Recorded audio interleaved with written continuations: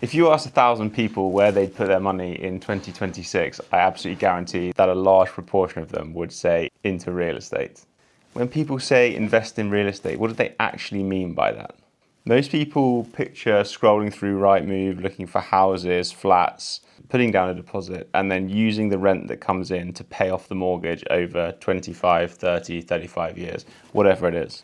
But there is also an entirely different market, the one that I operate in, which is commercial real estate. And this is a massive opportunity that people pretty much walk straight past. Whenever people ask me, what do you do? And I say, I'm a commercial real estate agent. They say to me, what does that actually mean? And my response to that is always, anything other than a house. Literally anything that's not a house. I'm an agent, which means that I don't actually buy and sell these buildings myself. One day.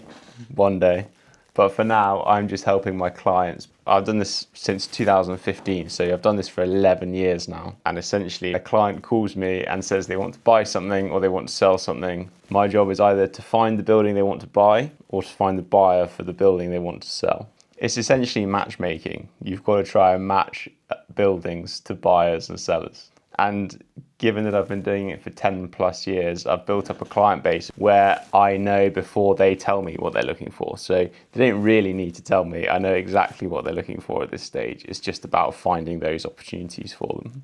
In this video, I'm going to explore the main differences between commercial and residential investing through the experience that I've had. If you've seen any of my vlogs, you'll have seen me doing this in real life and actually helping my clients. So this video is essentially an introduction to commercial property investing. What is it? Why do people do it? Why do people prefer it to residential? And everything I'm going to talk about, you've probably seen in my vlogs. So everything I'm talking about isn't just theory. This is what I've learned from actually doing this for 10 years and working on behalf of clients who are spending tens of millions of pounds on these types of buildings every single year.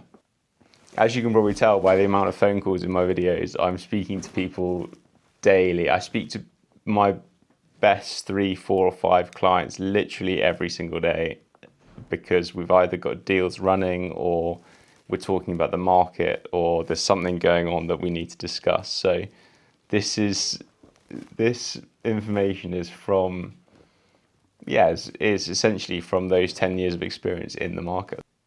So commercial versus resi, firstly, don't get me wrong, residential investing definitely has its place. If you look at the property market over the last, I don't know, pick a number, you can't really get it wrong, 40, 50 years, then if you'd bought a flat 40, 50 years ago, you literally can't go wrong because the market has only gone up. So I'm not saying you shouldn't buy residential buildings. They have worked incredibly well for years, but it's so crowded. Everybody knows exactly what a 2-bedroom flat is worth. Everybody can find out exactly what a 3-bedroom house is worth. Everybody knows exactly what they should rent for. The residential real estate market is open to literally everybody, which means there is so much competition. Anyone can scroll through Rightmove, find a property that looks like a good value, and even buy it at a good value and do fairly well. But you can't create value. It's a good place to put money, but it's not somewhere that you can actually create value. I always like to think about it in bubbles. So if you have cash in one bubble here, you can exchange it for property in one bubble here with residential real estate. But with commercial, what you can do is you can take this cash in this bubble, replace it with commercial property in this bubble, but you can also create a third bubble, which is the value add. So whether that's profit, increased rent, whatever it is, it's not simply swapping cash for property, it's creating value. That value is essentially created via uncertainty. So a normal person would look at an empty office building and think, why on earth would I ever buy that?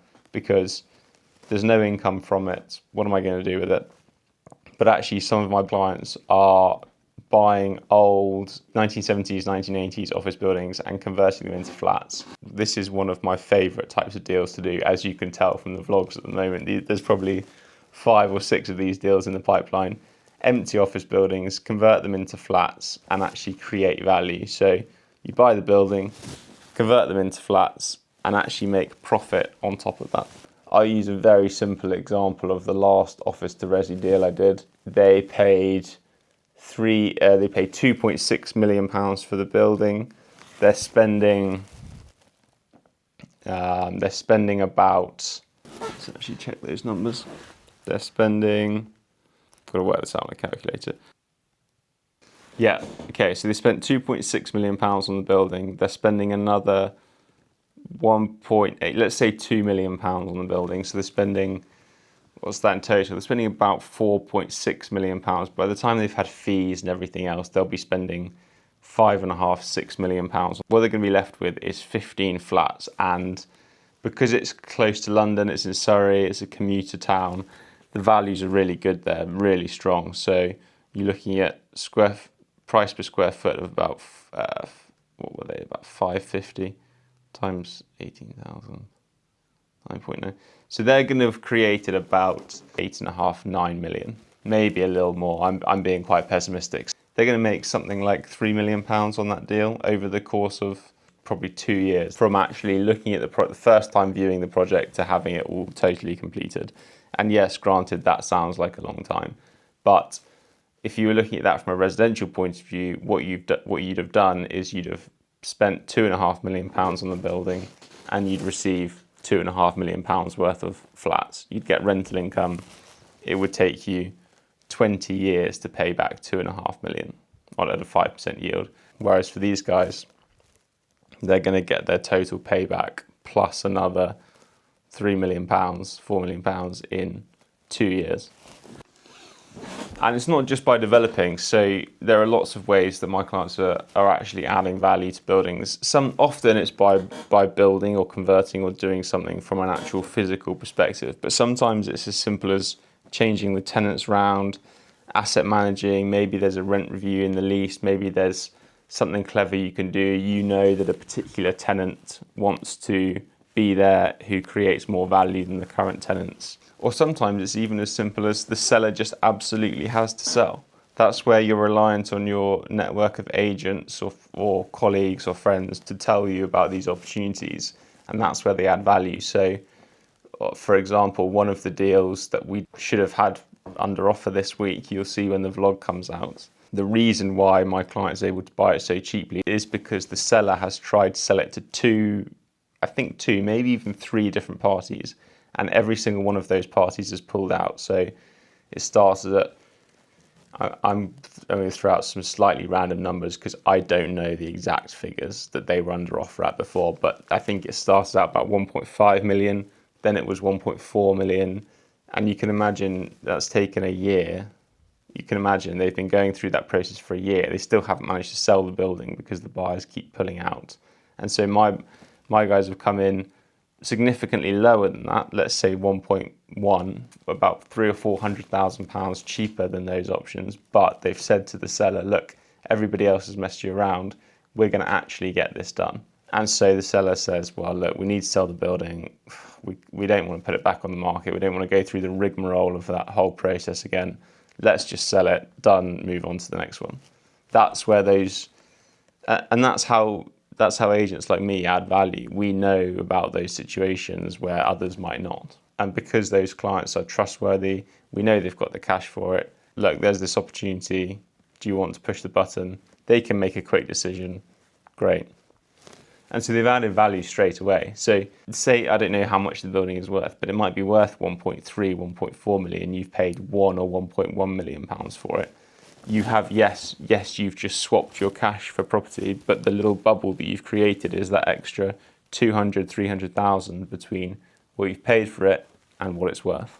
It's not just as simple as every single commercial property that you look at has an opportunity to add value. I probably look at, if you take an average, I reckon I look at 20 or 30 buildings a week. And when I say look at, I mean I open the PDF document, or I open the email which has the main points, or I listen to somebody talk about it on the phone, and straight away I can say to them, look, that's just not going to work because there is no value add here. It's too expensive, it's not in the right location, the leases are at a point where you can't add any value to them. The previous person has packaged up the deal in such a way where there is no way to add value. They've already done that. Something else I always look at is, why is the owner actually selling? So if you've got a vendor who doesn't need to sell their building, they're very happy to sit on it for 10 years. And this happens often, by the way, this happens a lot, where I'll ask somebody, look, my client's looking for exactly the type of building that you own. Would you sell the building? And they'll say yes. And you can get quite excited. You think, oh, I can smell a deal here. And then they tell you the price they want. And you think, well, of course you'd sell it for that, because that's way beyond what it's actually worth. And then straight away you can avoid it. Whereas if the owner, and this is happening a lot at the moment, if the owner of the building is a fund, for example, and they have recently changed their strategy, they want to get rid of all their office buildings or all their shops, and they want to buy industrial buildings instead. Whilst they don't necessarily need to sell, they are under a little bit of pressure to sell because their strategy is changing from a business perspective. So opportunities like that, where you've got a motivated seller and somebody who actually is required, say a business who is actually required to sell the building, that is a much better prospect than perhaps a private individual who says to you, yeah, I'll sell it, but you got to pay me what it's worth plus 25%, because they're just trying. And I don't blame them. I'd do the same. If I owned a building I didn't need to sell and somebody came to me and asked me if I would sell it, I'd say, yeah, pay me 25% more than it's worth, and I'll definitely sell it. One of the biggest lessons I've learned over the past 10 years in the commercial property market is the best deals don't necessarily happen to the absolute smartest person in the room. They often happen purely because you just stayed in touch with somebody. I think I've mentioned this in one of the vlogs, but the last 2 deals I've done have been with the same agent, and that's just been a case of we happened to meet, we got on pretty well, and then we discussed buildings for 6 months, a year of not managing to do a deal, and then we eventually came across 2, and that's going to end up making tens of thousands of pounds just from that one relationship. So you don't necessarily make your money in this business by being the absolute best at working out all the calculations. Granted, that does give you an advantage, and is something that probably I could improve on, but to me there is less leverage in that, and there is more leverage in the relationships and staying in touch with people.